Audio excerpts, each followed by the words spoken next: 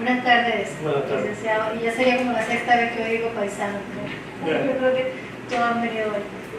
Le voy a hacer unas preguntas de entrada y luego paso a la primera pregunta del cuestionario que usted conoce. Correcto. Por favor, ¿no repite su nombre completo?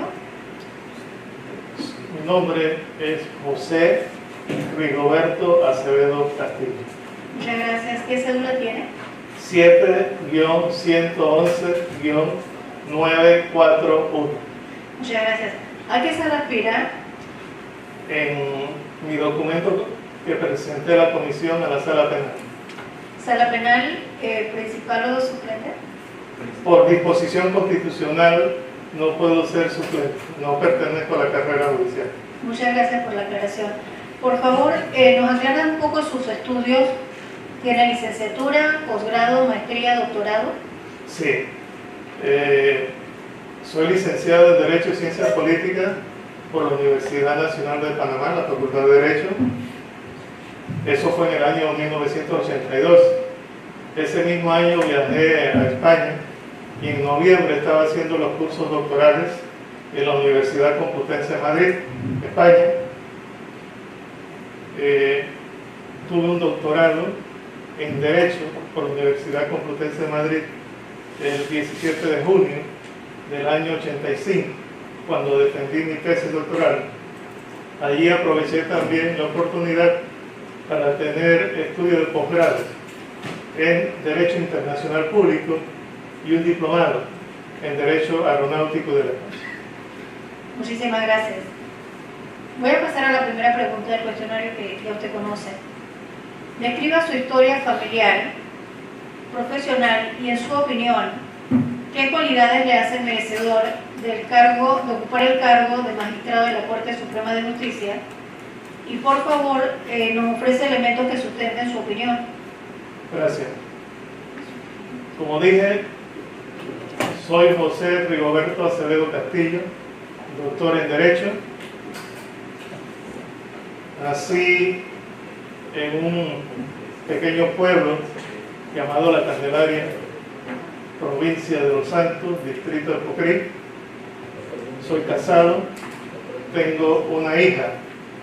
Estudié primaria en Las Tablas, Colegio Belisario Porras, número 1 y número 2. Bachiller en Ciencia en el Colegio Manuel María Tejada Roca de Las Tablas. Luego licenciatura en Derecho y Ciencias Políticas por la Universidad Nacional de Panamá. Doctor en Derecho por la Universidad Complutense de Madrid, España. Tengo posgrado en Derecho Internacional, como acabo de señalar, por el Instituto de Altos Estudios Internacionales en Madrid, España. Y tengo un diplomado en Derecho Aeronáutico del Espacio por el Instituto Iberoamericano de Derecho Aeronáutico. En relación a la segunda parte de la pregunta, en cuanto a mi historia profesional, yo regresé de España en el año 85 y de allí trabajé para una firma muy humilde de abogados, despacho jurídico y financiero de Panamá. Luego, en el año 87, fui designado en el Poder Judicial como alguacil ejecutor en el juzgado primero del circuito civil.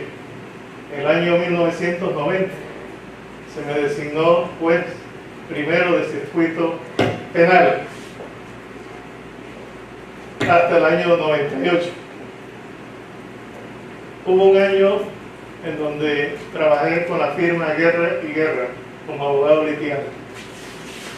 En el 99 entré a la Asamblea Nacional de Diputados como asesor legal y ocupo ese cargo hasta la fecha.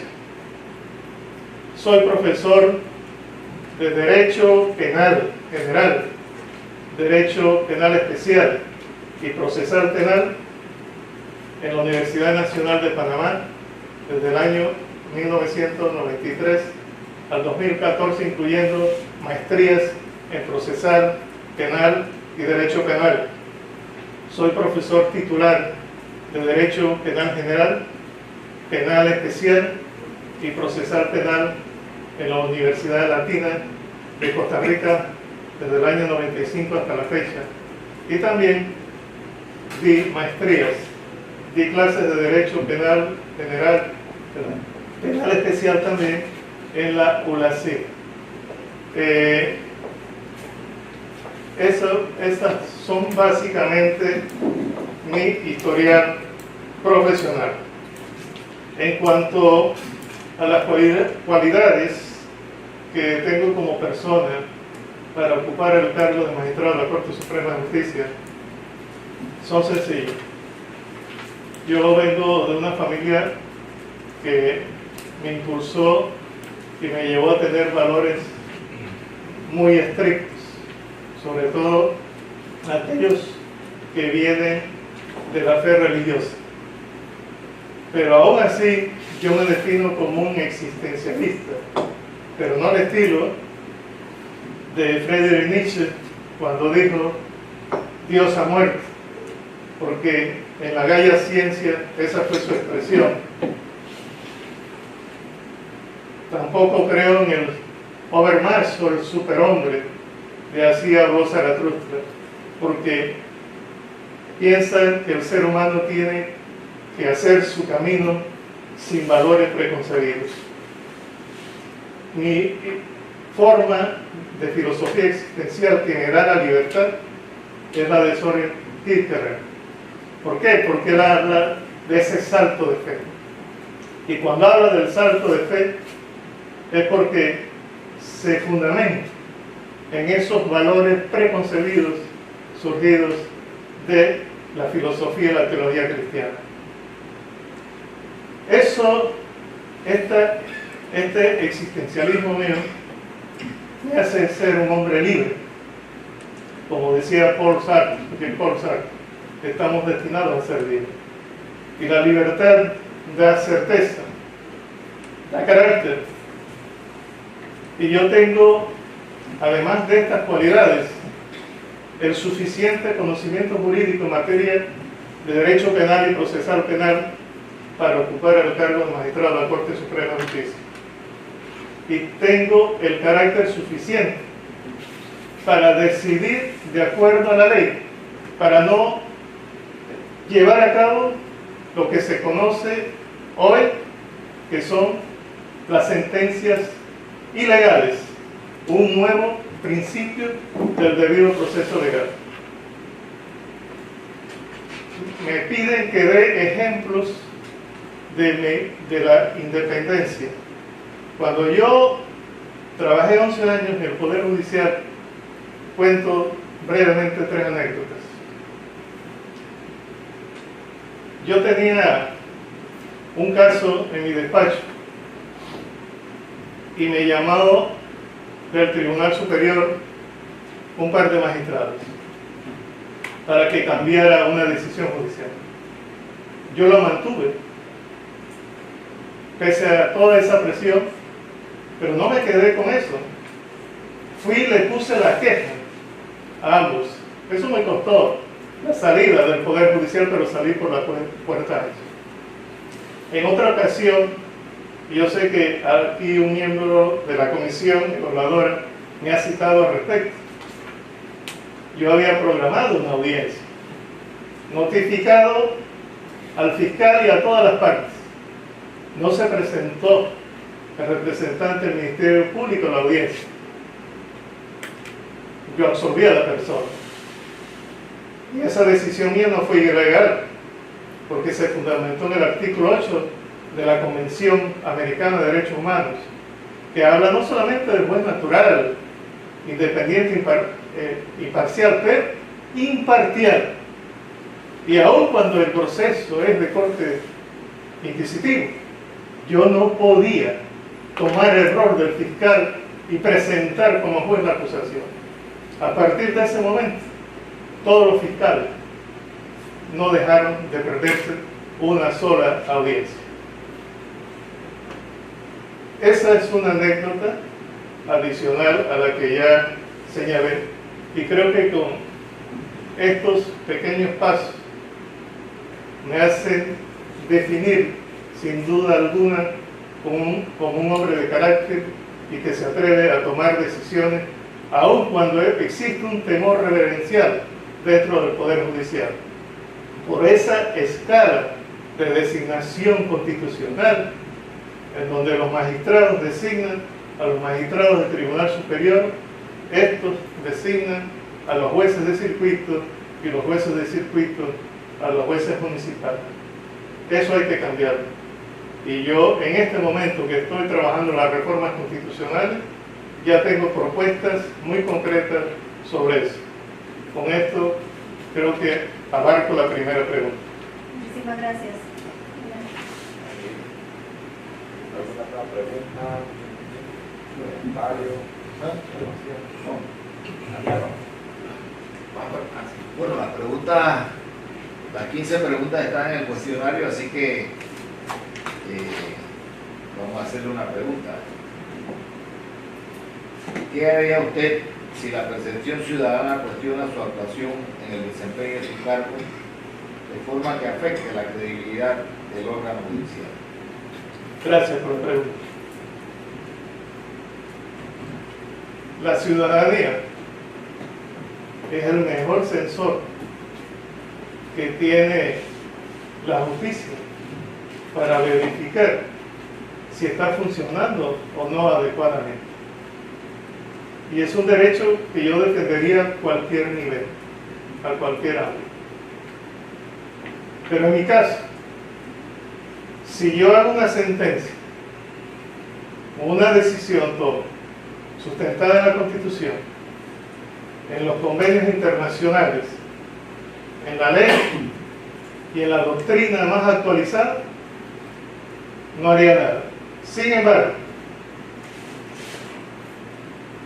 antes de presentar los documentos, yo estuve pensando seriamente participar, y con el respeto de altos cargos del Poder Judicial que se encuentran en este salón,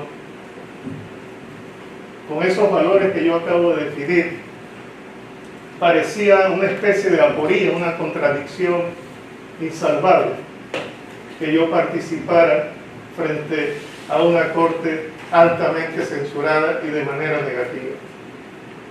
Pero coincidí con la lectura nuevamente de un clásico del derecho que todos debemos leer varias veces, Rudolf von Jhering, en la defensa del derecho.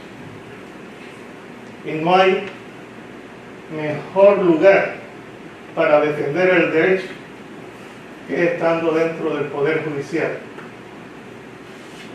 Eso me motivó a participar y a postularme para candidato de magistrado de la Corte Suprema de Justicia. Yo no estoy aquí por el salario de ser magistrado de la Corte Suprema de Justicia. Yo vivo cómodamente. Estoy pensionado, tengo un buen salario, tengo mis ahorros, derivo intereses de esos ahorros. Yo estoy aquí porque en verdad quiero que el Poder Judicial tenga el sitial que aquellos que construyeron el Estado liberal lo consiguieron. Y si el día de mañana alguien me presenta algún tipo de denuncia que tenga al menos un indicio, yo no dudaría en pedir una licencia hasta que la investigación concluya. Gracias.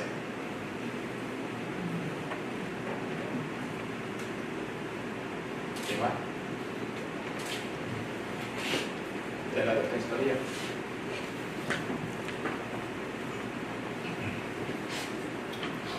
Buenas tardes, doctor. Muchas gracias. Voy a referirme a la pregunta número 14. ¿Usted considera como privativas las funciones de cada órgano de un Estado democrático y cuáles son sus límites? Ya. Miren, cuando se empezó a diseñar el Estado liberal frente a lo que había anteriormente, que era la monarquía absoluta, los teóricos, entre ellos Charles Secundan, barón de Montesquieu, en su libro Espíritu de la Ley, habló de la necesidad, y esto lo trajo de Polibio, de la necesidad de separar el poder de quien iba a gobernar de quien hacía las leyes.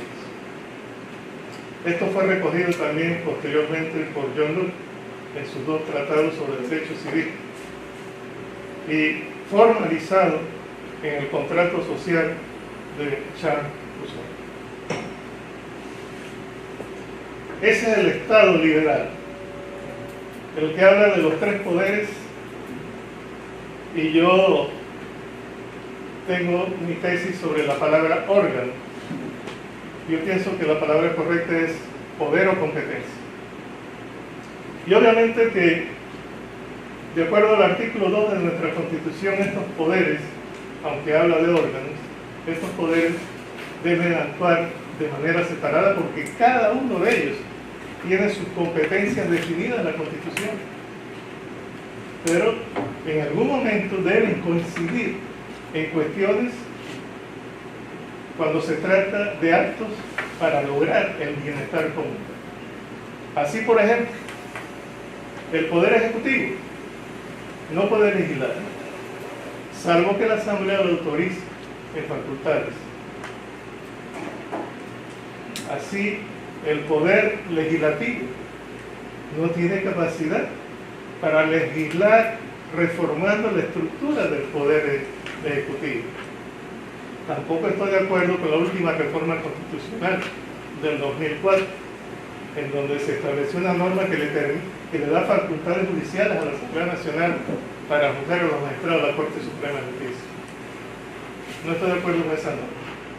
En la visión que estamos trabajando sobre la reforma del Poder Judicial, estamos rediseñando todos estos aspectos. Vamos por el Consejo de la Judicatura como el organismo encargado de designar a todos los magistrados y jueces del país, disciplinarlos también. Una Corte Suprema de Justicia con sus 4 salas y un Tribunal Constitucional. De tal manera que en este sentido creo que contesto la pregunta.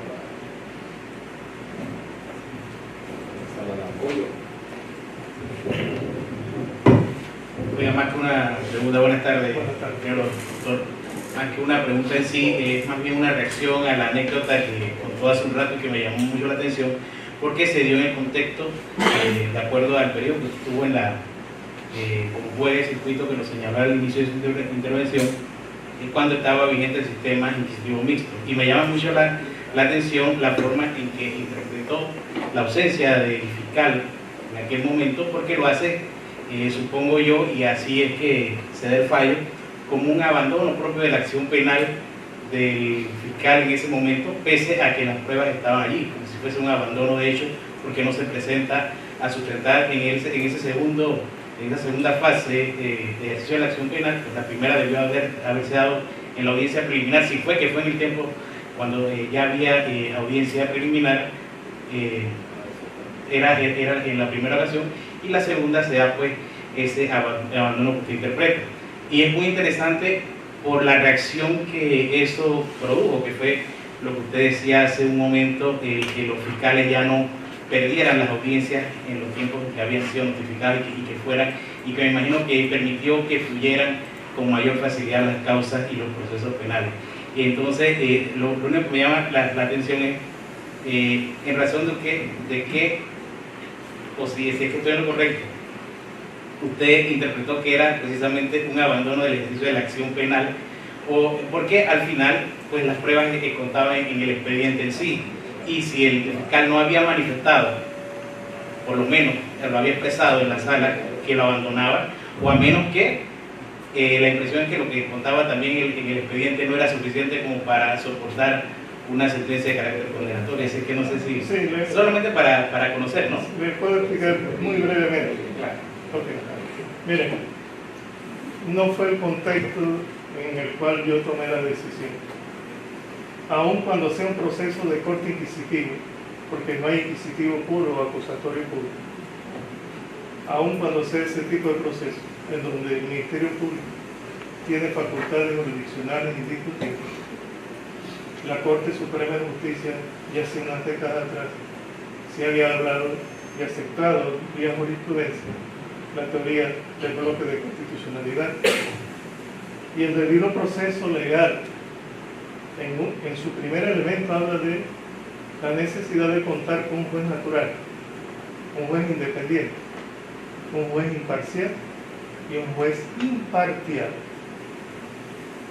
Luego tiro la pregunta: ¿usted cree que si yo soy juez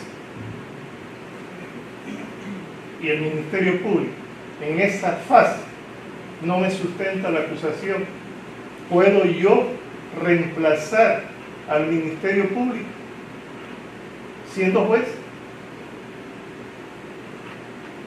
No podía. No podía porque la Convención Americana de Derechos Humanos no me lo permite.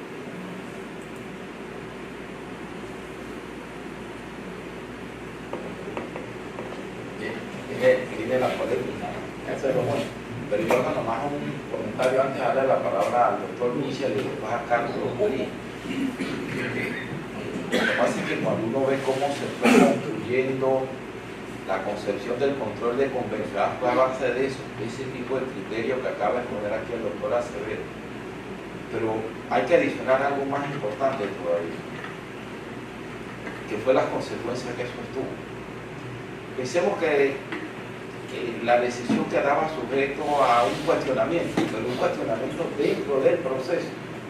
Desafortunadamente, yo lo viví, no del lado de él, pero sí recuerdo, el procurador era José Antonio Sosa, el fiscal que no fue a la audiencia, el argumento que utilizó, en vez de él aceptar su responsabilidad, tengo que decirlo así, discúlpame, el día aquello, es que él estaba liberando a narcotraficantes, o sea, su irresponsabilidad la convierte en que el malo fue un juez. Y a raíz de eso, y yo voy a ahorrarme el nombre, uno de estos aspirantes a la corte va a pasar por aquí, Sí. que cambió el proceso disciplinario. Y no era un caso de narcotráfico. No, pero recuerdo que eso fue lo que utilizaron, Sí. ¿sí? Recuerdo que eso era lo que utilizaban, porque era el estigma, ¿sí? Eso fue el estigma. Y yo quizás no debiera hacer este juicio de valor, porque yo estoy aquí ahora en esta comisión, pero cuando esas cosas ocurren, uno tiene que tratar de comprenderla en esa dimensión, porque cuando uno adopta posiciones de conceptos y de principios, vamos al plano de los conceptos y los principios, pero no convertirlo en algo más, ¿no? De procesos disciplinarios, de causas penales, de truncar una trayectoria dentro del órgano judicial, porque tú te preparaste para eso. Así es. Y que, bueno, hoy día están en la oportunidad nuevamente de aspirar a lo que tú señalabas y estar aquí en la integridad, ¿no? De poder afrontar el tema de esa naturaleza. Y yo lo ubico en ese contexto y lo dejo hasta ahí, porque el doctor Michel pidió la palabra y después Carlos. Bienvenido. Buenas tardes, doctor. Mira, usted tocó un tema que en el día de hoy lo hemos tocado, lo hemos mencionado en varias ocasiones, que es la independencia extraorgánica, o sea, la relación de los órganos en el desarrollo de sus funciones para evitar colisiones o atribuir funciones propias de otro órgano, o sea, la independencia Formal. extraorgánica, o sea, la independencia entre órganos. Pero también hay otra independencia que usted tocó, que es la independencia intraorgánica, la independencia que debe existir dentro de la entidad, tal como lo dice Duverger. Entonces, hay una independencia orgánica y funcional entre las distintas instancias judiciales. La Corte Suprema de Justicia debe respetar la función del Tribunal Superior, esta la de los juzgados de circuito y esta de los municipales. La única forma en que estas instancias superiores conocen de las atribuciones de los inferiores es en relación a las decisiones adoptadas por ellos y cuando surta el efecto de la apelación, o en el caso de la Corte de Casación, ¿cierto? Así es. Entonces hay una independencia orgánica y funcional a nivel interno. Y usted mencionó que está trabajando en una documentación y hace como cuestión de hora y media se tocaba el caso de que en la independencia intraorgánica hay una concentración de funciones en el superior que se trató de interrumpir o coloquialmente, mejor dicho, romper con la ley de carrera, en el sentido de que el superior nombra, pero el aprobado o recomendado por la comisión calificadora. Sin la ley de carrera se ha vuelto al sistema tradicional en que el superior participa del concurso y designa a él al inferior. El superior tiene el control disciplinario contra ese inferior y además tiene el control jurídico en cuanto a la apelación. Esta concentración de poder en el superior desnaturaliza la independencia judicial, porque el único control de que habla la Constitución es en materia de apelación, pero y casación, pero no en materia de nombramiento ni de sanción, porque hay demasiada concentración. Entonces la ley de carrera lo que busca es descentralizar ese cúmulo de funciones que tiene el superior, dejándole únicamente el natural, o sea, el de apelación, a través de los recursos y los métodos correspondientes. Celebramos esa visión porque ahora mismo la administración de justicia, sin la ley de carrera, se mantiene en manos de los superiores en sus tres vertientes: control judicial, control administrativo y control sancionador. Entonces la independencia del órgano judicial o del funcionario judicial no es solamente extraorgánica, sino la relación entre los órganos del Estado, sino también la independencia interna, que es una independencia que el grueso de la sociedad panameña no está observando, y es el control que asfixia el sistema. Así es. Lo que quería complementar, como he dicho por usted. Así es. A ver, ¿cuál es su...? Sí, es perfecto lo que acaba de señalar.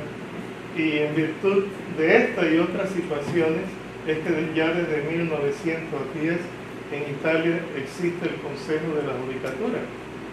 Y después de la Segunda Guerra Mundial, de la posguerra, ese Consejo de la Judicatura se consolidó prácticamente en toda Europa y ha irradiado a América Latina en casi todos los países. Y todos los países que tienen el Consejo de la Judicatura tuvieron los mismos problemas que tenemos en la actualidad aquí en Panamá. Los escándalos a diario en los poderes del Estado, sobre todo en el Poder Judicial. Y ese Consejo de la Judicatura elimina esas contradicciones que tiene el sistema actual. Si me permite, yo no sé si me van a hacer la pregunta, pero no hablé de mis ejecutorias. Actualmente hay 129 plantas, pero yo dificulto que alguien tenga más ejecutorias en derecho penal y procesal penal que yo. Tengo los siguientes textos: comentarios al Código Penal, parte general y especial, más de 800 páginas. Derecho Penal Especial, tomo 1. Derecho y Procedimiento Parlamentario Panameño. Derecho Penal General, primera y segunda parte, donde están los dos cuatrimestres. Tengo Derecho Penal Especial, títulos 1 al 6. Derecho Penal Especial, títulos 8 al 15. Proceso Penal de Corte Acusatoria. Solamente que lo había omitido decir. Y fui codificador del Código Procesal Penal y Código Penal, asesor de este pacto de Estado. Al inicio me correspondió darle forma a la resolución que trajo Alianza Ciudadana y que después fue aprobada por el presidente. Y también, debo decirlo, he sido condecorado por el Colegio Nacional de Abogados con la medalla Armodio Arias Madrid de la excelencia académica. Carlos.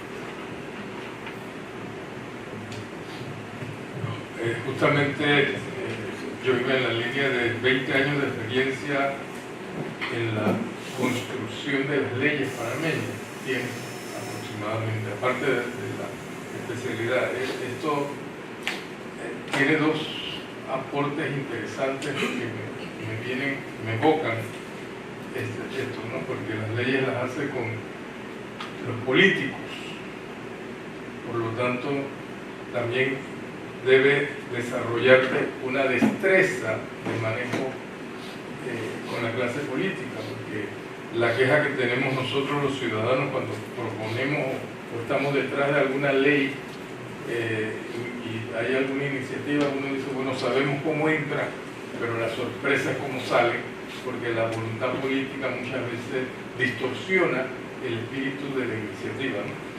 Y hace dos candidatos anteriores tocamos un poco, y yo quiero tocarte el tema a ti.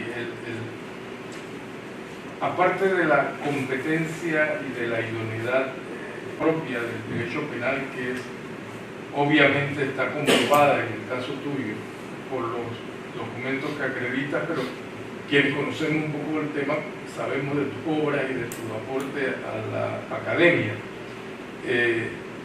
El alto cargo de magistrado de la Corte Suprema de Justicia es un cargo que, aparte de lo técnico y de lo propiamente en la sala, ejerce una función política que normalmente no se habla con transparencia de ella, y es peligroso justamente no hablarlo y no abordarlo. La situación actual por ejemplo, cuando yo miro el tema de la ley de carrera judicial, la ley 53, que también tú tuviste que ver con eso, que trata de resolver muchos de los temas de la debilidad del sistema administrativo en el órgano judicial, y que no se ha implementado, y la excusa fácil de evadir responsabilidad es decir, no tenemos el presupuesto necesario, cosa que yo comparto. Yo creo que a la justicia no se le da los recursos que se merece la administración de justicia. Yo parto de eso. Sin embargo, yo siento que con los recursos que se tienen, las decisiones políticas de quien dirige la Corte Suprema de Justicia muchas veces se canalizan en áreas o situaciones que no responden o no resuelven los temas institucionales. ¿Qué opinas tú de eso? ¿Cómo lo ves tú? Sí, obviamente cuando se utiliza la palabra política hay que saber en la sección que la misma está siendo señalada, porque no es una política partidista, sino que, como decía Aristóteles, nosotros los hombres somos un politicón. De alguna manera ejercemos política en todos nuestros deberes y tareas. Yo pienso que sí, que actualmente el sistema como está no está funcionando, y eso es uno de los grandes problemas que da margen a la censura negativa en contra del Poder Judicial. La solución más científica que adoptaron la mayoría de los países es la reestructuración del Poder Judicial, creando el Consejo de la Judicatura, con funciones constitucionales y legales bien establecidas. Esa es la solución, porque desde el punto de vista político puede existir una intromisión de un poder sobre el otro. Ahora mismo tenemos, por ejemplo, un gran problema con una decisión constitucional. Después de 10 años se resolvió una inconstitucionalidad que afecta a una empresa que ha invertido casi 10.000 millones de dólares en este país. Entonces, ¿cómo explicar eso desde el punto de vista judicial y político? Que eso es correcto. Nosotros tenemos que dar un paso adelante con fortaleza y con voluntad. Aprovechar este espacio de la reforma constitucional para rediseñar el Estado en ese sentido. Yo voy a insistir, antes de que se dé eso, porque es más rápido podemos encontrarte a ti como magistrado de la Corte que las reformas constitucionales. Es un proceso más lento. Sin esas reformas, y si tú lograras que te asignen como magistrado de la Corte, con lo que hay actualmente, ¿qué cosas se podrían hacer para...? Bueno,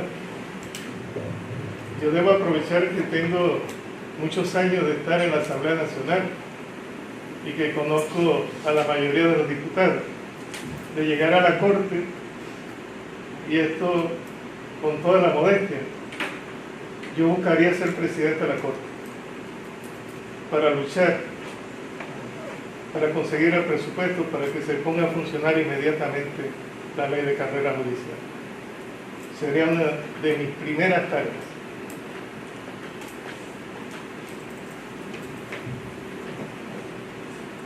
Muy bien. Bueno, creo que hemos abordado el ciclo de preguntas, ¿no? Claro que hay alguna por ahí suelta, ¿no? Bueno, el de la Defensoría del Pueblo, disculpe. Sí, doctor. Buenas tardes. Buenas tardes. Solamente para que no, por lo menos para mí quede un poco en el aire, un poco la referencia histórica, inclusive que hizo el señor procurador.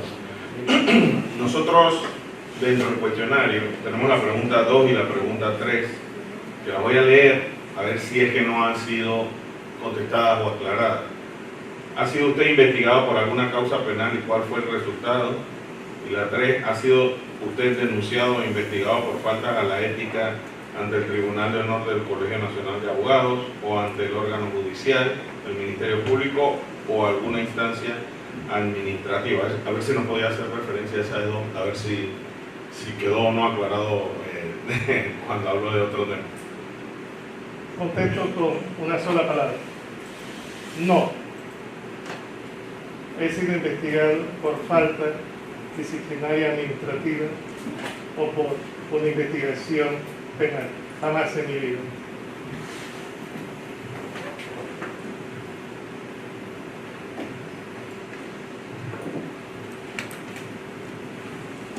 Listo. ¿Alguna otra pregunta? Bueno, damos por terminado este ciclo de preguntas. Gracias por estar acá, doctora Acevedo. Bueno, yo les agradezco a ustedes toda la atención y la verdad es que me hubiese gustado hablar sobre el concepto de legitimidad formal y legitimidad ética, que son temas puntuales de la filosofía del derecho actual. Pero bueno, podrá ser en otra ocasión. Muchas gracias.